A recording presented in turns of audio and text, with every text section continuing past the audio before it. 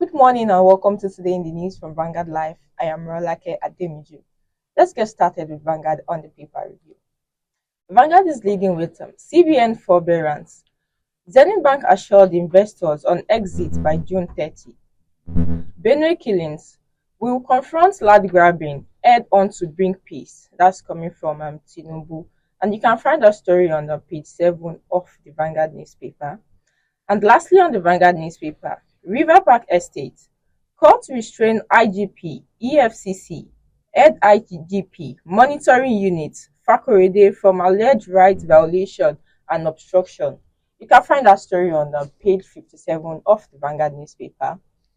The Punch is leading with INEC firebacks at coalition over 2027 party registration delay. You can find that story on page 17 of the Punch newspaper. TINUBU assembles top brass, ex-governors to end BENUE killings. Ex-generals, Ogbe, top monarchs, others on high-level peace panel. President orders IG, CDS on killers arrest. Alia backs state police. You can find that story on page 2 of the Punch newspaper.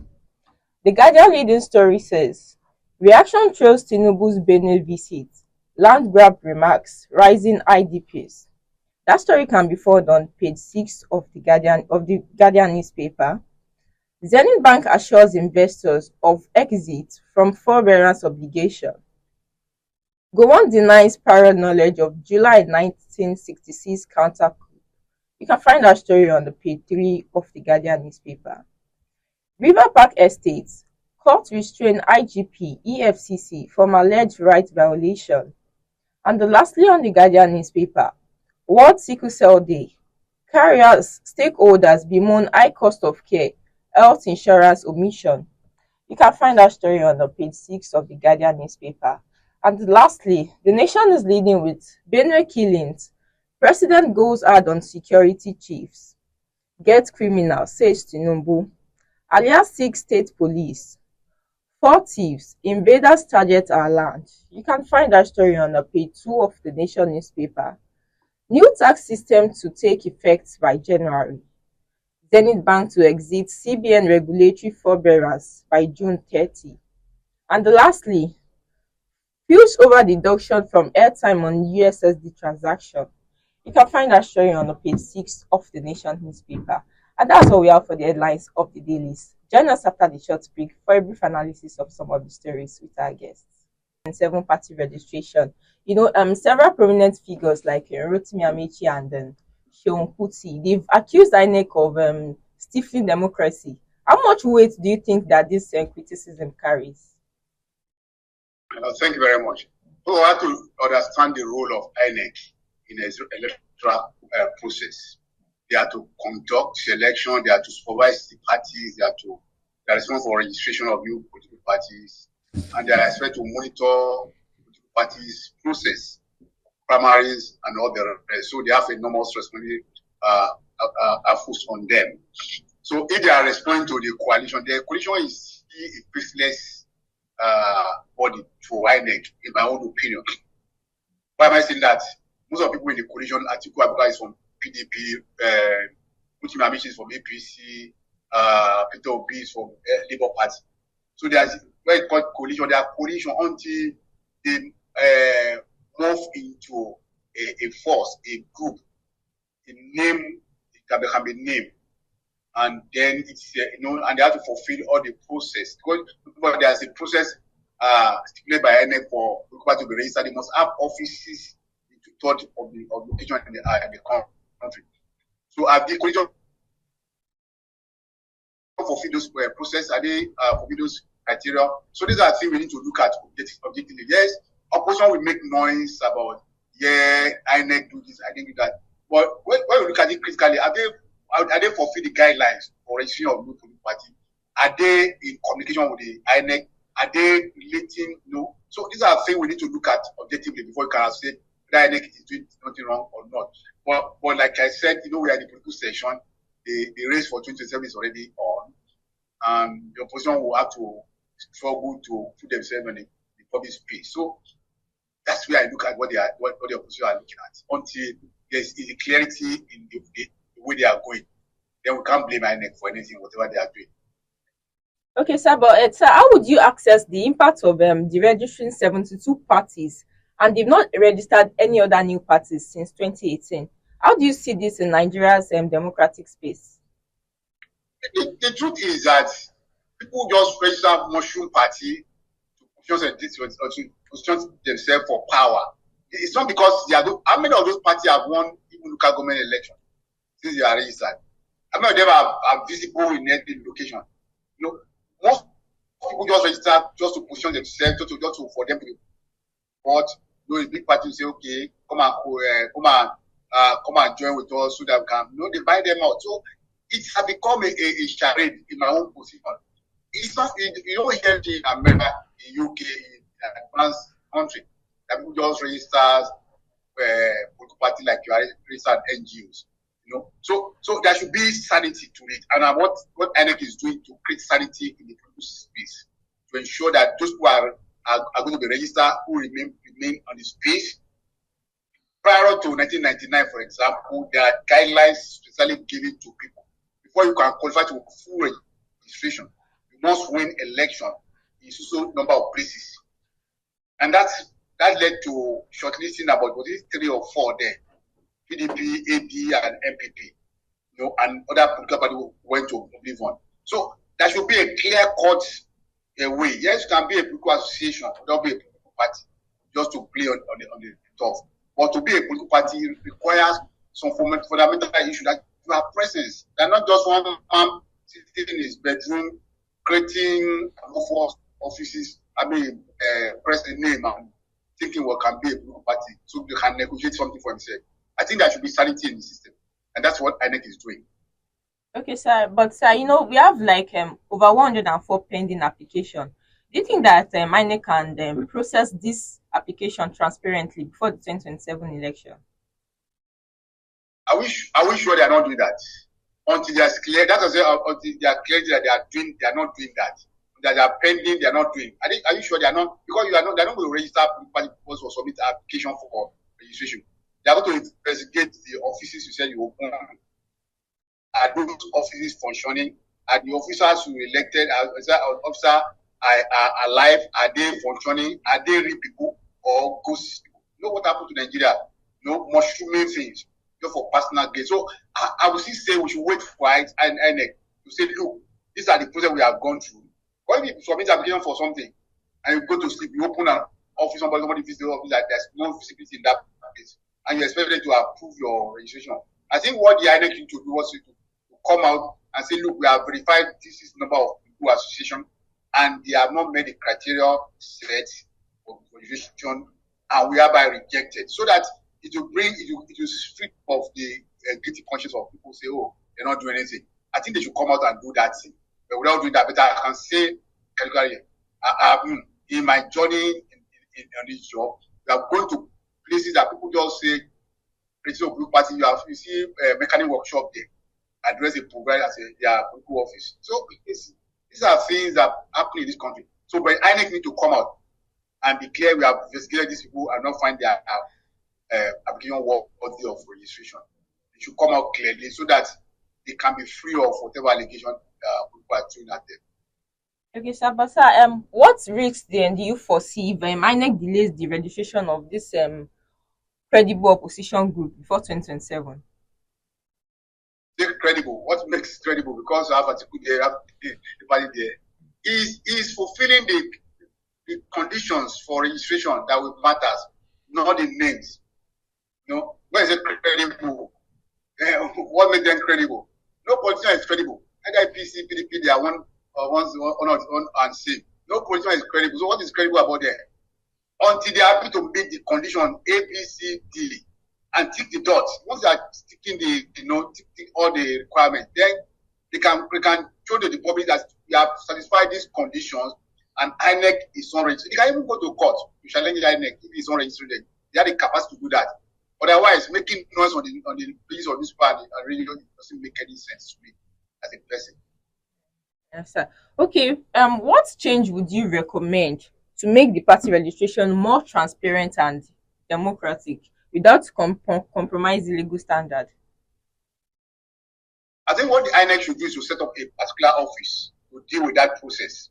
Set up appoint an high-level officer to look through it, have his office to look through the application, verifications of offices, verifications of the names, verification of everything, and ensure, and probably every 6 months, they publish the number of associations that are submitted application to them, and what process they have gone through, and those who qualify, those who do not qualify, and they are making it public, so that there can be transparency and accountability in that sector.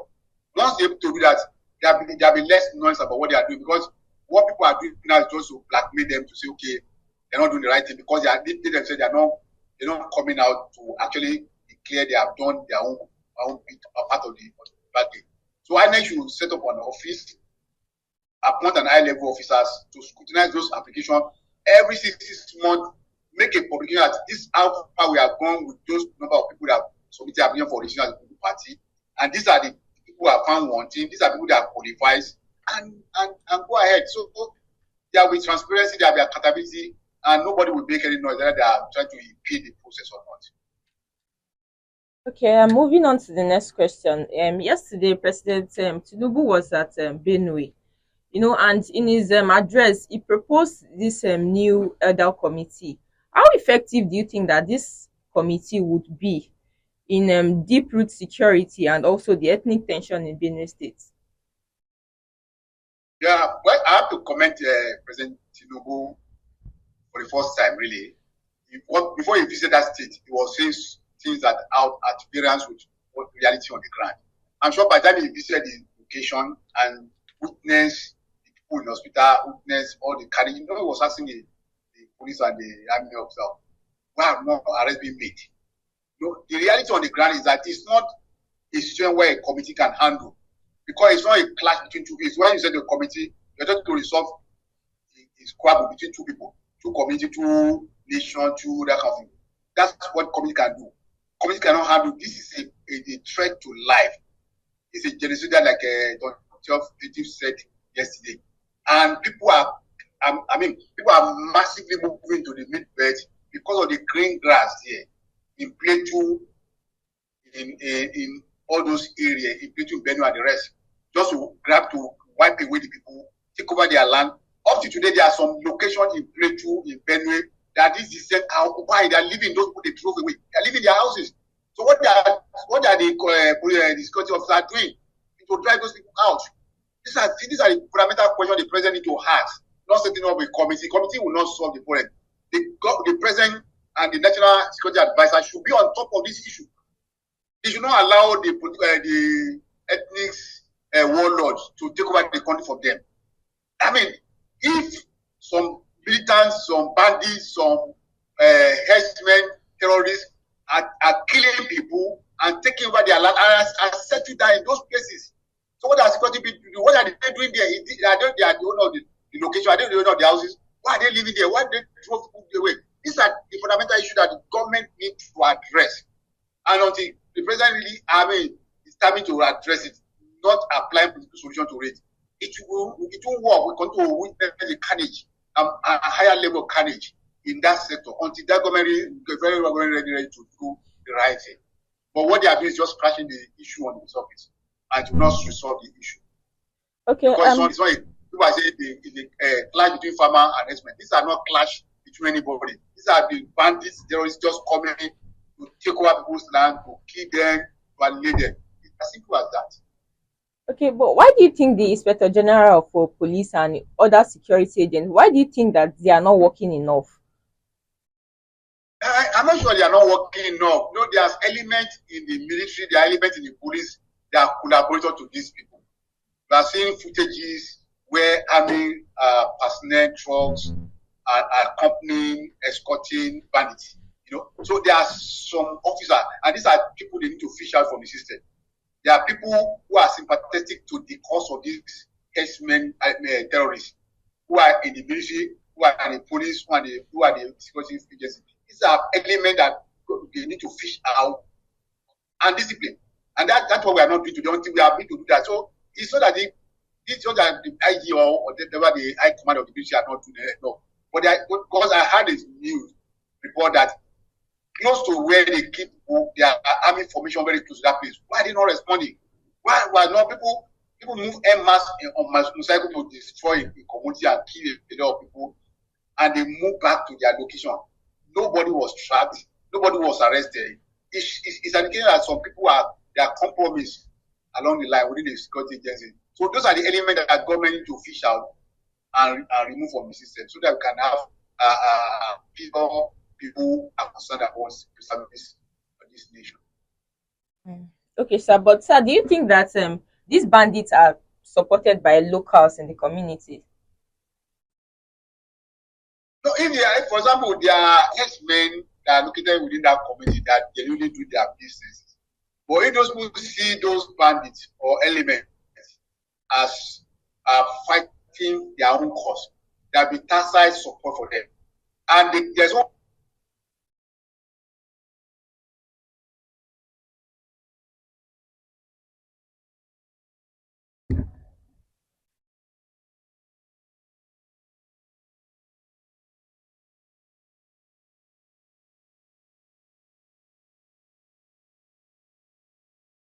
Canada who are not really probably they are there for gathering information for some people. So these are things that the government need to take notice of and need to address those areas. If you are not supposed to be in a particular education, if you don't have business in those places, you will not be there. There are elements within that community that are supporting, not necessarily the digits.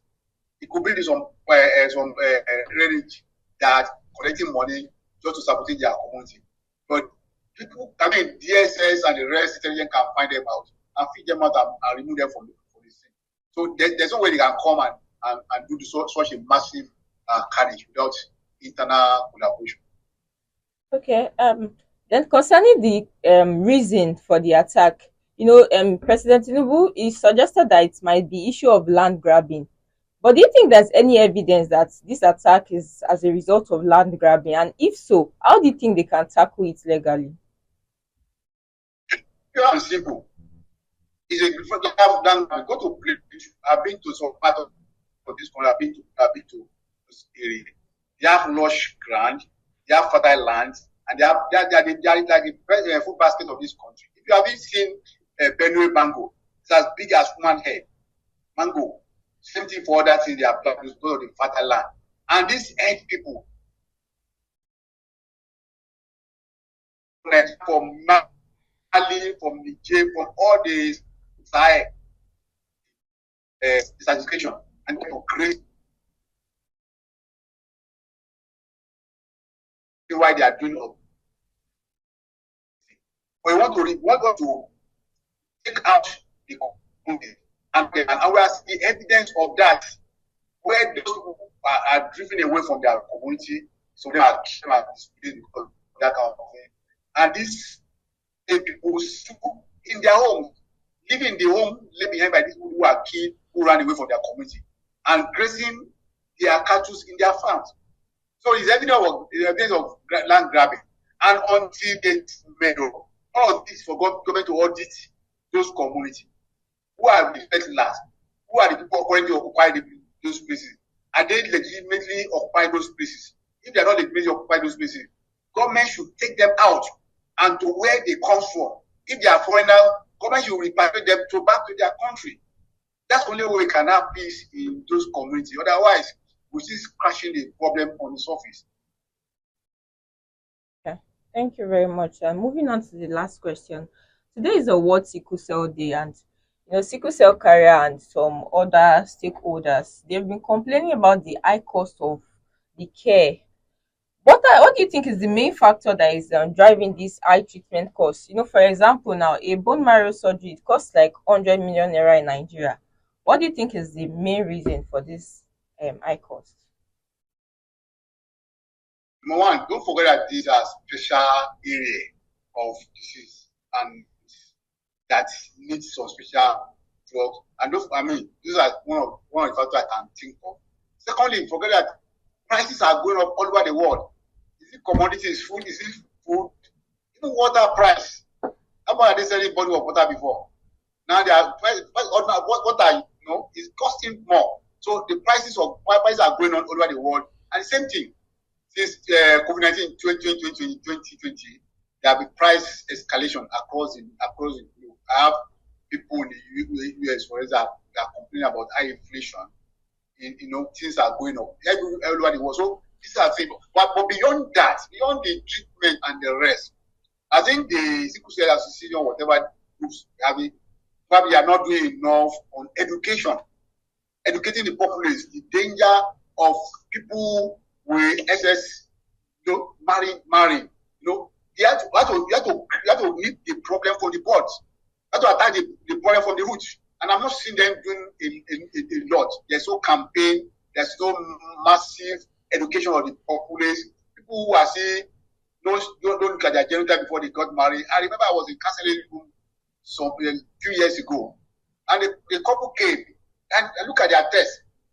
They can't marry. I said, look, let's take it to the medical. I'm not a medical person involved. For my layman opinion, I want you to go ahead and do this. They give the law to themselves, and they refuse to answer. They went ahead and got married. Why they cancel? And that's all.